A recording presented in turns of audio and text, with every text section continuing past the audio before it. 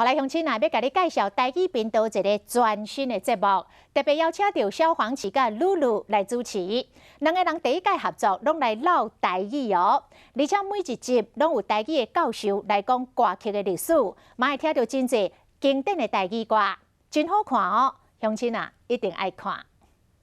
免讲伤多，心酸像雨水已经落地。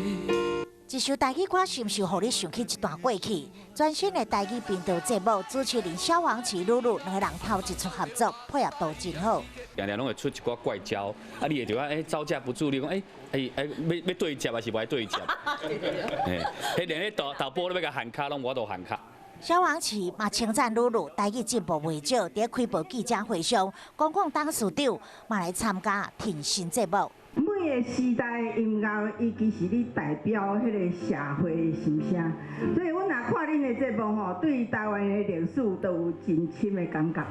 每一集拢有台语教授讲歌曲历史，卖听到真侪经典台语歌。全新节目使用科技感、未来感的摄影屏，要互你有一个全新的感受。